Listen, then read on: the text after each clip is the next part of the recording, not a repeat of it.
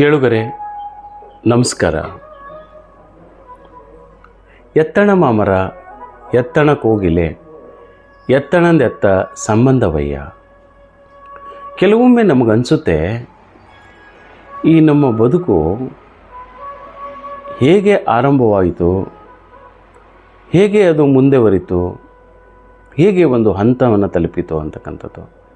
ಯಾಕಂದರೆ ಮನುಷ್ಯನಿಗೆ ನಾನು ಹೀಗೆ ಬದುಕ್ತೀನಿ ಅಂತ ಗೊತ್ತಿರಲ್ಲ, ನಾನು ಇಂಥದೇ ಉದ್ಯೋಗ ತಗೋತೀನಿ ಅಂತ ಗೊತ್ತಿರಲ್ಲ. ಇದೆಲ್ಲವನ್ನು ಅವನ ಹಣೆಬರ ಡಿಸೈಡ್ ಮಾಡೋದಂತ ಭಾಳ ಜನ ತಿಳ್ಕೊಂಡಿರ್ತಾರೆ. ಅದು ಶುದ್ಧ ತಪ್ಪದು. ಯಾಕಂದರೆ ಹಣೆಬರಹದಲ್ಲಿ ಏನೂ ಇರಲ್ಲ. ಅದು ನಮ್ಮ ನಂಬಿಕೆ, ಅದು ಬಹುಶಃ ಮೂಢನಂಬಿಕೆನೇ ಅದು. ಆದರೆ 99% ನಮ್ಮ ಪ್ರಯತ್ನವನ್ನು ನಾವು ಮಾಡಲೇಬೇಕು. ಹಾಗಾಗಿ ನಾವು ಹುಟ್ಟುತ್ತಲೇ ನಾನು ಹೀಗೆ ಆಗ್ತೀನಿ, ನಾನು ಇಂಥದ್ದೇ ಕೆಲಸವನ್ನು ಮಾಡ್ತೀನಿ, ನಾನು ಇಂಥದ್ದೇ ಒಂದು ಅಧಿಕಾರಿ ಆಗ್ತೀನಿ ಅಂತಕ್ಕಂಥ ಒಂದು ಯಾವ ಪೂರ್ವ ನಿಶ್ಚಿತವಾದ ಒಂದು ನಿರ್ಧಾರಗಳು ಇರೋದಿಲ್ಲ, ಅಥವಾ ಅವು ಡಿಸೈಡ್ ಆಗಿರೋದಿಲ್ಲ. ನಮ್ಮ ಬಲವಾದ ಪ್ರಯತ್ನದಿಂದ ನಾವು ಏನಾಗಬೇಕೋ ಅದನ್ನು ಆಗ್ತೀವಿ. ಒಮ್ಮೊಮ್ಮೆ ನಾವು ಒಂದು ಅವಕಾಶದ ಹತ್ತಿರ ಹೋಗಿ ಸಡನ್ನಾಗಿ ಅದು ಜಾರಿ ಬಂದ್ಬಿಡ್ತೀವಿ, ಅವಕಾಶ ವಂಚಿತರಾಗ್ತೀವಿ. ಅದಕ್ಕೆ ನಮ್ಮ ಪೂರ್ವಜನ್ಮದ ಪುಣ್ಯ ಅಥವಾ ನಮ್ಮ ಹಣೆ ಬರದಿಲ್ಲ ಇಲ್ಲ ಅಂತಕ್ಕಂಥ ಮಾತನ್ನು ಹೇಳಿ ಜಾರ್ಕೊಳ್ಳೋದು ಶುದ್ಧ ತಪ್ಪು. ಬಹುಶಃ ಅದು ಆಗಲಿಲ್ಲ, ಬೇರೆ ಅದಕ್ಕಿಂತ ಒಳ್ಳೆಯದು ನಿಮಗೆ ಕಾಯ್ತಿರ್ಬೋದು ಅಂತಕ್ಕಂಥದ್ದು. ಹಾಗಾಗಿ ನಾವು ಏನನ್ನು ನಂಬಬೇಕು ಅಂದರೆ ನಮ್ಮ ಪ್ರಯತ್ನವನ್ನು ನಂಬಬೇಕು. ನಾವು ನಮ್ಮ ಮಾಡುವ ಕೆಲಸವನ್ನು ಶ್ರದ್ಧೆಯಿಂದ ಮಾಡ್ತಲೇ ಇರಬೇಕು, ಪ್ರತಿನಿತ್ಯ ಮಾಡ್ತಲೇ ಇರಬೇಕು. ಬಾಬಾ ಸಾಹೇಬ್ ಅಂಬೇಡ್ಕರ್ ಅವರು 50,000 ಪುಸ್ತಕಗಳನ್ನು ತಮ್ಮ ಜೀವಿತಾವಧಿಯಲ್ಲಿ ಓದಿದರು. ಈ 50,000 ಪುಸ್ತಕಗಳ 50,000 ಬಗೆಯ ಜ್ಞಾನವನ್ನು ಅವರು ತಮ್ಮ ತಲೆಯೊಳಗೆ ಇಟ್ಕೊಂಡಿದ್ದರಿಂದಲೇ ಒಂದು ಹೆಮ್ಮರವಾಗಿ ಬೆಳೆಯೋದಕ್ಕೆ ಸಾಧ್ಯ ಆಯಿತು ಅಂತಕ್ಕಂಥದ್ದು. ಹಾಗಾಗಿ ನಾವು ಎಲ್ಲೋ ಹುಟ್ಟುತ್ತೀವಿ, ಎಲ್ಲೋ ಓದ್ತೀವಿ, ಎಲ್ಲೋ ಬದುಕ್ತೀವಿ, ಎಲ್ಲೋ ಕೂಡ್ತೀವಿ, ಎಲ್ಲೋ ಸೇರ್ತೀವಿ, ಯಾವುದೋ ಒಂದು ಸಂಸ್ಥೆಯಲ್ಲಿ ಕೆಲಸವನ್ನು ಮಾಡ್ತೀವಿ.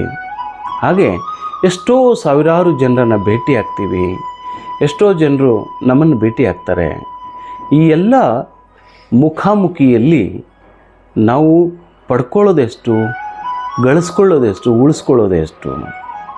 ಹಾಗಾಗಿ ನಮ್ಮ ಬದುಕು ಒಂದು ಅವಿರತವಾದ ಒಂದು ಪ್ರಯಾಣ ಇದು. ಈ ಪ್ರಯಾಣದಲ್ಲಿ ನಾವು ಇಂಥವರನ್ನೇ ಭೇಟಿ ಆಗ್ತೀವಿ, ಇಂಥವರಿಂದಲೇ ಉಪದೇಶವನ್ನು ತಗೊಳ್ತೀವಿ, ಇಂಥವರೇ ನಮ್ಮ ಮೇಲೆ ಬಾಸಿಸಮ್ ಮಾಡ್ತಾರೆ ಅಂತಕ್ಕಂಥದ್ದೆಲ್ಲ ಸುಳ್ಳು. ಕೆಲವರು ತಮ್ಮ ಹಳೆಯದನ್ನೇ ನೆನೆಸ್ಕೊಂಡು ಮರಗುತ್ತಾ ಇರ್ತಾರೆ.